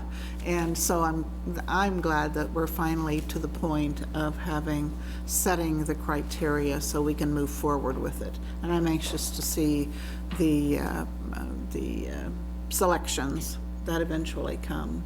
I think this is a positive step forward. When I travel to other communities, whether it's in their airport or through their communities, I'm always struck by the unique art that they have. And so I'm anxious to see some here. Thank you. And unless there's someone else who's wishing to speak, I'd be glad to make the motion. Go ahead. I was going to say, one of the first decisions I made when I came onto the City Commission was the statue of the Kaw Indian for the roundabout. And I remember lots of conversations about that one. So it'll be interesting to see how it is about 10. That took us forever just to get to that one. It's only 5. But I'm looking forward to it because I do think we are a community that's very creative. And I would love to see exhibits of that creativity. So. Okay, Mayor, with that, I would move that we accept the recommendation of the Arts and Humanities Advisory Board to authorize issuing the call for art/request for proposals for the City of Manhattan juried public art temporary outdoor sculpture exhibition. Second. Call the roll, please. Commissioner Butler? Yes. Commissioner McKee? Yes. Commissioner Morse? Yes. Mayor Dotson? Yes? Commissioner Reddy? Yes. Motion carries. Okay, thank you. Move to item B under the general agenda. Consider agreement with Lee Mill Village Homeowners Association and amendment to the covenants. Presenter Jason Hilgers, Deputy City Manager. Thank you, Mayor, Commissioners. We have a quick presentation for you this evening. In August of 17, we purchased 35 clusters of property at a Riley County tax sale. We've covered those outstanding specials since 2012. We have an annual exposure within the subdivision of $114,000 for special assessments and taxes. This is an image of Lee Mill Village, and I'll bring up a PDF if we want to get into that map a little bit better. January of 19, we entered into a real estate contract for the 19 lots, 34 through 52, with Manhattan Area Housing Partnership. We had 3 contingencies in that deal. The travel easements themselves would be transferred to the city for maintenance, and we were to rezone the property to allow for duplexes. Both those were accomplished on August 20th. We also had a provision that we would attempt to modify the HOA covenants in order to address the common ground area around lots 34 through 52. And I would just take a moment to recognize Bill Frost. You know, we're in an unusual role here as a developer, but we are blessed really to have Bill and all his experience with real estate. He's been able to look at these covenants and make the modifications that we're considering this evening. So I just wanted to thank him for all his effort. In this amendment this evening, the city becomes the declarant. This is previously William Crabtree, the developer of the property. But as the declarant, we can amend these covenants. We do make a number of changes in the draft. Some of the more substantial ones are removing or eliminating the design review committee, which really hasn't functioned since the townhomes, the original 40 units on those 10 cluster lots has gone into effect. And we'll let the PUD basically govern the site through the building permit process and the guidelines by the Community Development Department. As a declarant, we are a member of the HOA, and we'll be entitled to 3 votes per lot, whether those lots are improved or not. And until that, our declaration and our status will continue through the end of 2025. Section 3.5 will be invited, and all those meetings will be open to us until that point in time. We'll maintain control over the community and the association through the end of 2025, unless we decide to exit earlier.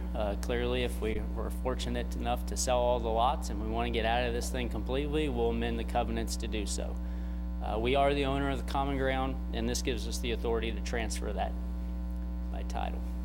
Article 4 indicates and reiterates that we're not responsible for any of the assessments. This is regular or special. It really addresses any upkeep, maintenance, unless we agree to do so with the HOA. 13.3, we reserve the right to amend the covenants and rules without the approval of the association, board, or any owner. We can't modify their platted lot. That's our exception to that, those rights. What happens after December 31st, 2025? Well, hopefully we have all the property transferred and we let Okay. it expire. I like that option the If it best. happens Okay. before then, we'll probably modify the covenants to get us out from Sure. that point.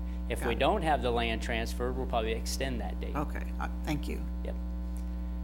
Exhibit C, we've removed lots 34 through 52 and the common area tracts 3 and 4 that surround the Manhattan Area Housing Partnership property from the covenants completely. So that land is teed up now to transfer with no HOA oversight from the existing properties. It'll be an independent property. It'll function just like most subdivisions or residential developments that the housing partnership's involved in, and they'll mow and maintain and not be subject to the HOA itself. That was their desire from day one. We've been negotiating with the HOA for quite some time. They did take a vote just last night and approve the agreement. We have a signed version for the mayor this evening to sign with both representatives of the HOA on the signature line. And it also acknowledges our role as the declarant within that agreement itself. So your items tonight, the covenant amendments, that address all those sections that I previously outlined, and the HOA agreement in which the members of the board signed last evening. I'm happy to bring up the map if we want to get into more detail about what's taking place. We'll have 16 remaining lots if that action goes through with the real estate on the housing partnership. I have had some interest in the last week for 5 of those, so they're starting to pick up some momentum. Each of those land transactions would have to come back before you all, but I just wanted to let you know continues to be interest in that area. Happy to answer any questions you may have. Now, we are taking over the road, right? Road maintenance as part of Correct. this? Okay, and there was some earlier paperwork that was talking about that swimming pool, removing it. Is that all off the table now? It is not part of the action this evening, so the area surrounding the 10 in this map, let me get that a little bigger. Actually, it's easier on GIS.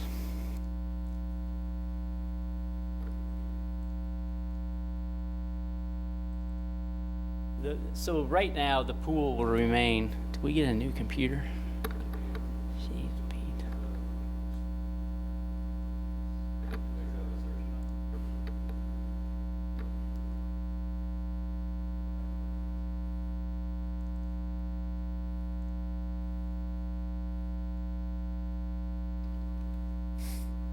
Yeah, that's nice. What did I hear?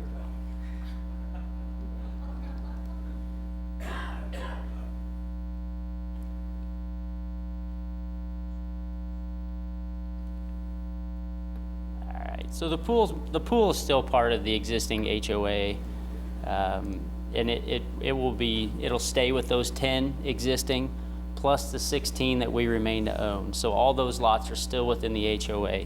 As we move forward with negotiations for more than likely the removal of those 16, we'll get into conversations with the existing HOA on what they would like to do with the pool itself. So the pool and the common ground around it are, from a platting and mapping standpoint, still associated with these 10 lots, the 40 units. It is a negotiating point. They recognize the costs associated with that.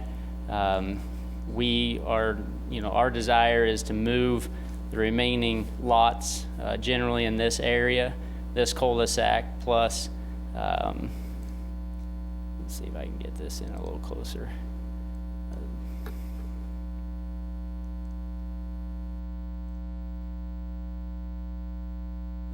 Lots 11, 12, 13, 14 through 18, 30 through 33, and then 26 through 29 are still ours, and we're still trying to sell those. They're also still governed by those HOA covenants. As we move forward and try to work with a developer, more than likely they're going to want to separate off too. So the existing 10 may be trying to negotiate with us just on how to handle this pool moving forward. If more and more people don't want anything to do with the pool, perhaps the pool becomes part of the discussion as to, do we keep it? And if we do keep that, how is that maintained moving forward? Are there options for the pool? Could it be filled in and not experience any future costs? Those are the types of things we're talking to the HOA about. But it does appear as if it's kind of the remaining issue to resolve. Just a process question. So we get, for the HOA, 3 votes per lot. At future HOA meetings, who is responsible for deciding how those votes are cast? Probably Ron or his designee. Okay. Now, those votes will be more HOA related. If there are clearly things that we're changing in the covenants, that's you all. But as an owner within a homeowners association, we'll have a vote. I'm trying to think of what that might be. Okay. Yeah, I was too. But I think it'll be fairly minor. I agree, but I was just more or less curious how that would work. Thank you. Yep.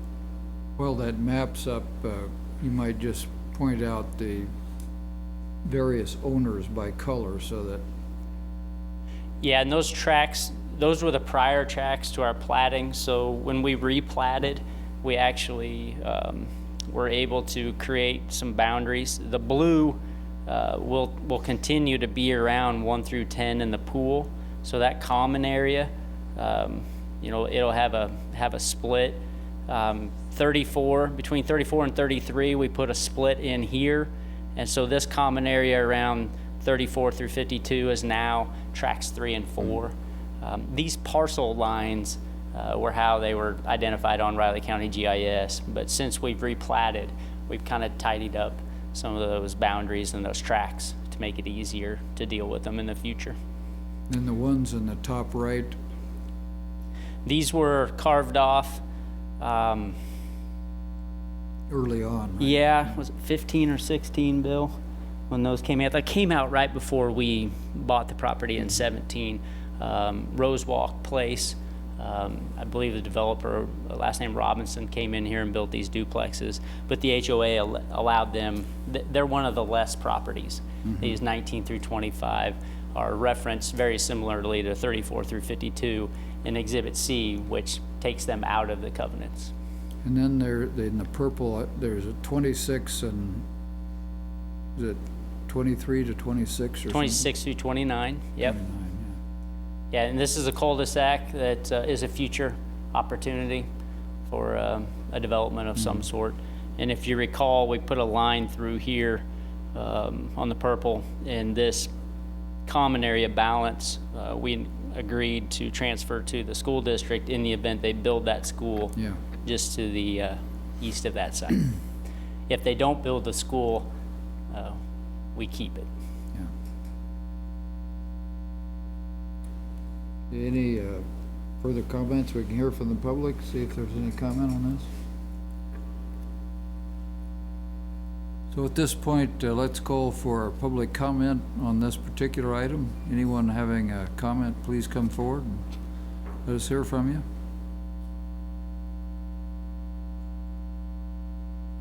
Seeing no one, close the public comment and come back to the commission for either further discussion or motion. This is another step of progress toward actually disposing, I guess, of this property and removing it as a burden from the city, and I'm interested in doing that. We have been paying property taxes and the special costs of the special infrastructure, sewer, water, streets. And so I'm anxious for us to work our way out of it, and I appreciate the staff time that's gone into this. I find myself questioning whether I would ever be interested in another property from a tax sale, having gone through this. But anyway, so I support the action this evening. I agree with Commissioner Morris. I think this has been an arduous task and a lot of angst on all sides combined, but I think this is the best desirable move that we have right now, and I really do want to get everything back to where It's not on the city all the time. It's an awkward position for us to be in at the same time. So it would be good to move forward, and I'm glad we came to a good understanding. Not to say that it's problem-free, because this is just a really unique situation. And hopefully we don't come into those again in the future with tax sales, property sales. Let me also just say, though, that I am pleased that we're able to provide some low-income housing through the Manhattan Area Housing Partnership. That housing piece is always important, anytime we can cause that to happen. So that's part of our solution. I'm pleased about that. All right, well, I'll make the motion that we authorize city administration to finalize and the mayor and city clerk to execute a second restatement and amendment of the Declaration of Covenants, Conditions, and Restrictions for the Lee Mill Village Homeowners Association, HOA, and the proposed agreement with the HOA removing lots 32 to 54 and common area tracts 3 and 4 in Lee Mill Village, Unit 2 from the covenants. Second. Call the roll, please. Commissioner McKee, Yes. Commissioner Morse, Yes. Mayor Dotson, Yes? Commissioner Reddy, Yes. Commissioner Butler. Yes. Motion carries.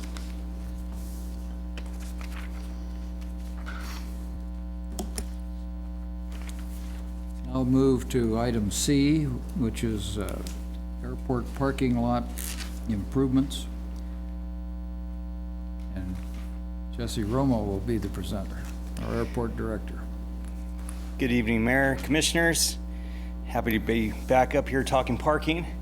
I'm going to keep the slides short so that way we can just jump right into questions. But very short history. We've been talking about airport parking improvements for several years, probably about 8.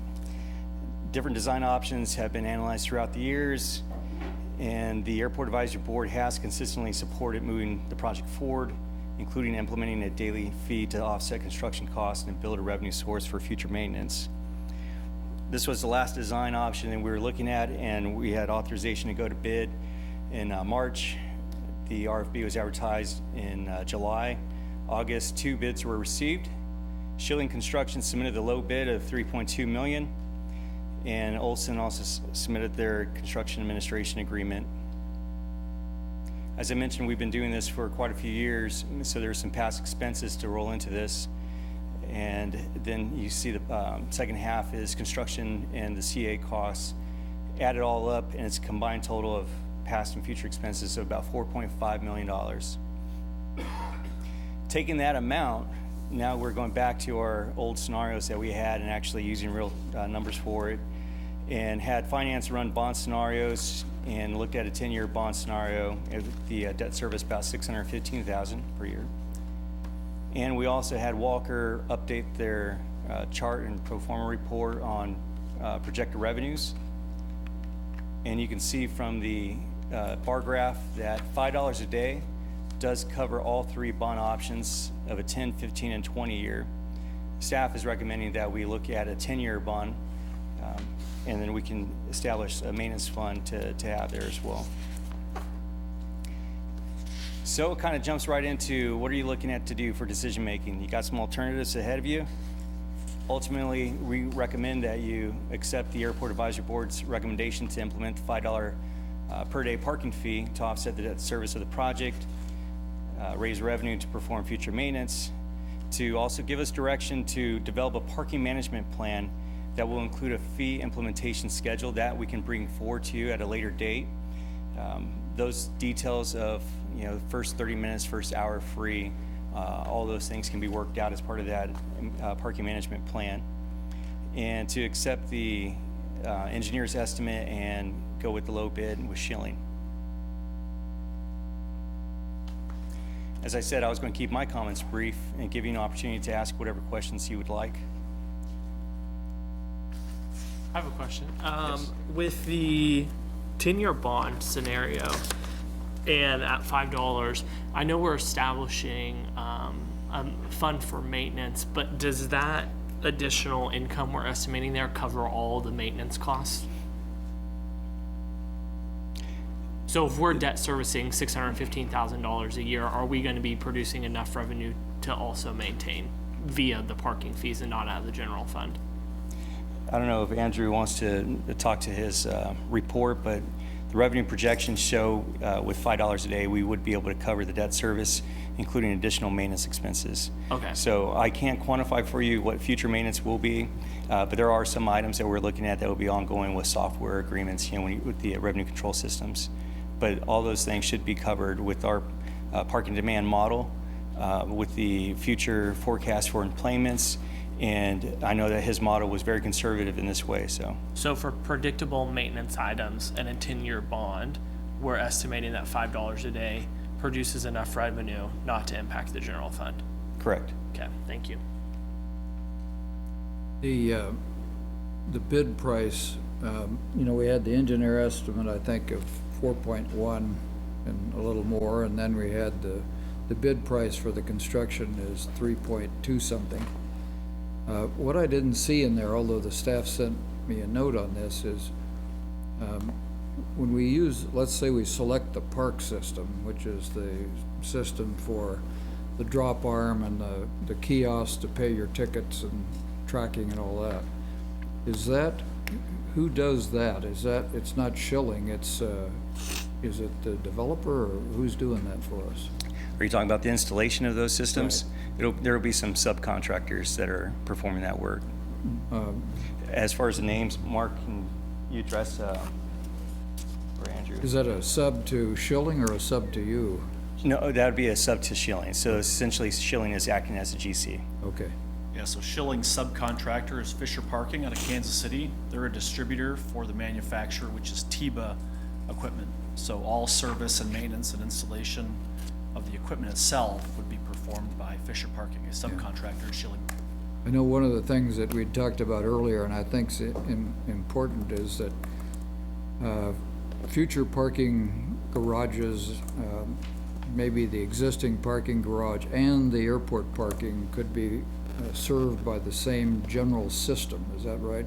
That Fisher uses? It could, yes. Yeah. Any expansion from the airport to other city facilities could be done and completed by the same company. Yeah. What we were interested in is something like you get with your K-Pass, where you use the highway and it's one card regardless of where you are. And then this would be much the same for our parking lots across the city. It would, and that's what's nice about this system, is that it's expandable to different facilities, and the consumer, i.e. the parker, whether you're parking in Aggieville, parking in Manhattan, or parking at the airport, can use all of the same systems. So it's one tool to use for them with one account. Good. Thanks, appreciate it. You're welcome. Yeah, so the motion here is like 4 different items. All of from construction to parking fee structure to everything. And my issue has never been with, do we need a parking structure organized over there? I think we definitely need improvements. The $5, I'm going to be comfortable with that, but I do think we need to track it and to see if because there was also that 1 hour of free parking, and is it $1 or $2 for the next couple of hours? I don't remember what it was. That was one of the discussions from the Airport Advisory Board, was to have a $5 a day fee.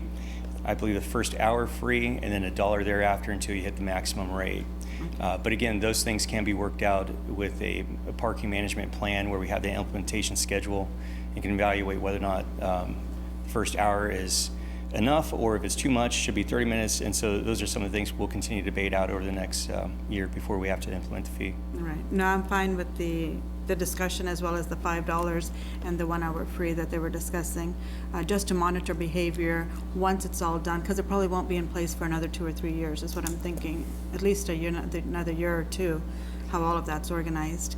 And even though we think we don't need a person in there, everywhere I go, they have a person. Like Kansas State University is not supposed to have a person there. It's supposed to be all automatic, but they're always having somebody there. Even at the Kansas City parking, even though it's automatic, there's still a person there.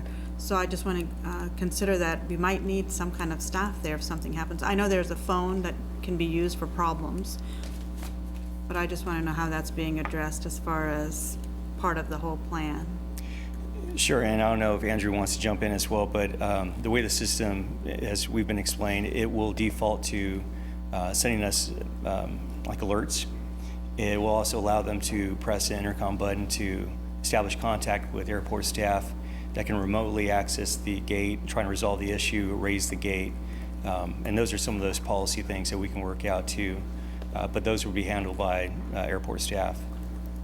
And I think to address your concern, Commissioner, typically when these new systems are deployed, during that initial phase, whether it's the first couple days or a week or 2 weeks, most airports typically have additional staff on hand in the lots to help customers learn the new equipment, become familiar with it, and address any of those concerns immediately until the customers have kind of gotten used to the equipment.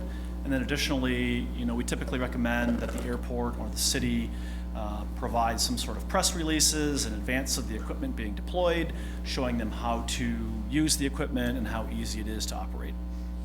And then as far as the intercom goes, I think I should also mention that the equipment has a small IP camera associated with the entrance lanes and the exit lanes. So when one of the airport administration staff is fielding those calls in the office, they can actually see who the customer is at the lane that's having difficulties to help make decisions based off of that. Right. And I'm not really in favor of having priority parking at the front and not, kind of the rest of the parking in the back or anything like that. I think, I was talking to Ron this morning, and I think I heard part of your discussion with the advisory board as well, that they need different type of ADA accessibility spots. If you have 3 or 4 different increments of how you pay, depending on where you park. So I'd rather just have one $5 structure for all of that, except for the 1 hour or whatever it might be. That's kind of what I'm leaning towards, but I do want to see how we monitor behavior and how that changes, and if it has an impact at all. Because it looks like, is it 700,000 is what we're thinking as revenue source from the $5? Is that what I said? Approximately, yes, per year. Yeah, per year. So yeah, just to monitor that, because sometimes we always think we're being very conservative, and it ends up being a little less than what we originally thought. So if we can find a way to monitor it as well. But I think I'm comfortable with the proposal and everything you have in front of us this evening, so.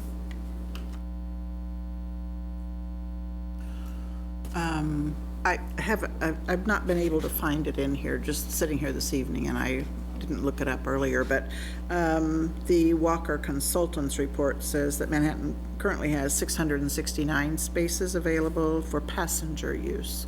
What I can't find is how many spaces we will have in the future for passenger use. It's right around 900.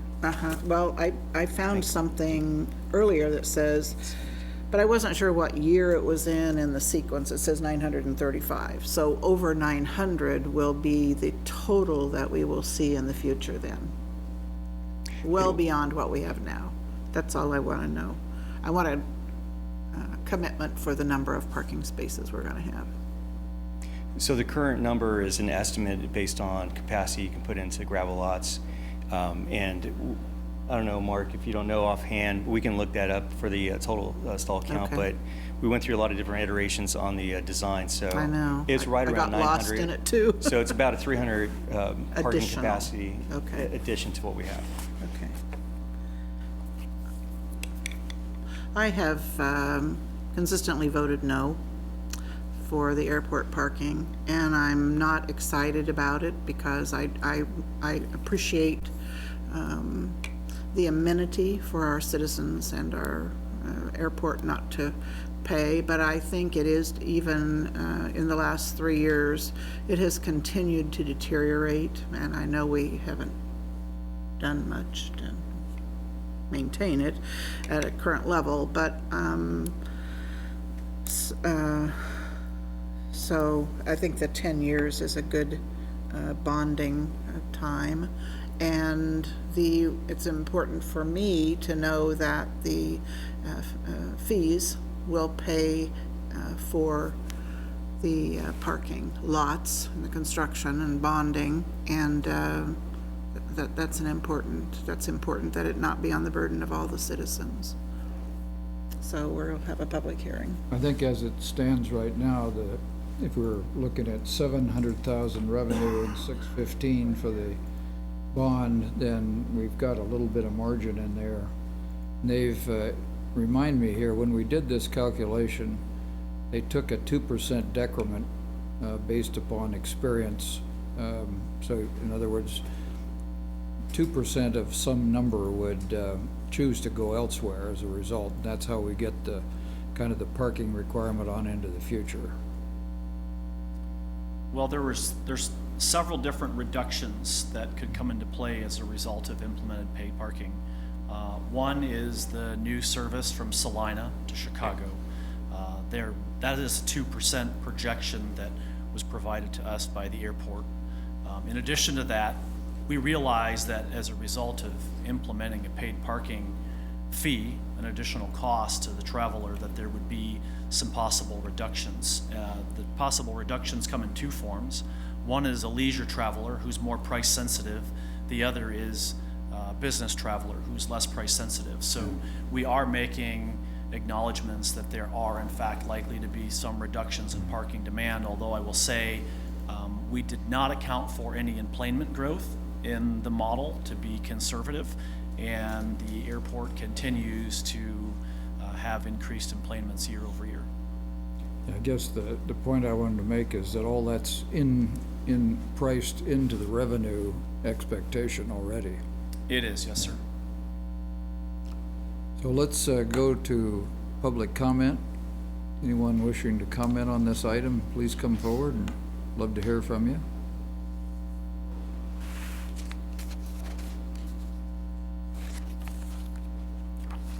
Seeing no one, we'll close the public comment period and come back to the commission. I think during my time on the commission, I've made my contempt for large level surface parking fairly known, although I have a little bit more sympathy for the airport because asking someone to walk or bike to the airport is not very realistic. Although I would hope in the future we could do a little bit more for public transportation in that area, but nonetheless, that will never replace the people that go out and park.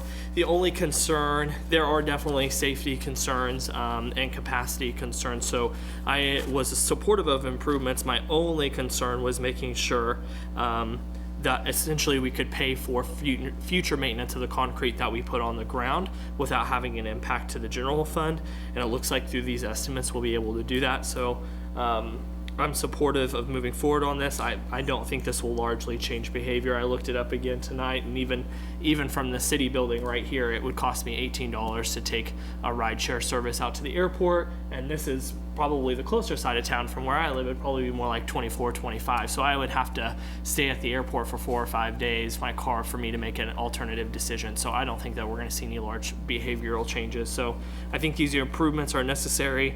We have a solid revenue source for it, and I don't think we'll see large changes in behavior. So I'm supportive of the project moving forward. Yeah, I'm 100% for it. It solves the financial issue, because in the past, everybody said, hey, we got free parking, but it wasn't free. It was coming out of the general fund, you were paying taxes on it, and so this is a plan to change that, and if the estimates don't come out right, you can always kick it up to $6 a day. I agree about not placing the burden on the general citizenry through the general fund, and I plan to support the project. Okay, do we have a motion, please? Someone, good glasses and so on. Well, I can read it if you like. I'll make the motion. Accept the Airport Advisory Board's recommendation to implement a $5 per day parking fee at the conclusion of the project, and direct city staff to develop a parking management plan to be approved at a later date. Accept the engineer's opinion of probable cost in the total amount of $4,188,305, base bid in the amount of $1,767,400, and alternate number 1 in the amount of $1,255,900, and alternate number 2 in the amount of $1,165,000 $1,005. Award and authorize the mayor and city clerk to execute a construction contract in the total amount of $3,208,304.95. Base bid in the amount of $1,348,474.95. Bid alternative number 1 in the amount of $986,824.50.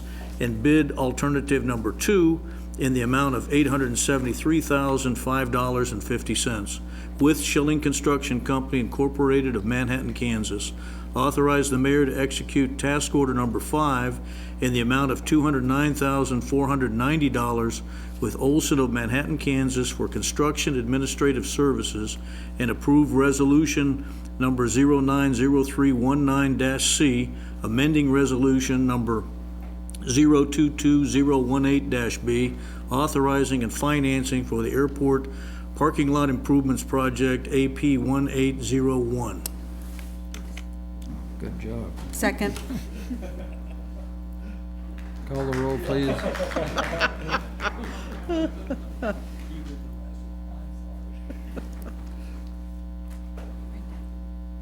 Ready? Commissioner Morse? Yes. Mayor Dotson? Yes? Commissioner Reddy? Yes. Commissioner Butler? Yes. Commissioner McKee? Yes. Motion carries. Being no further business, we'll adjourn. Thank you very much.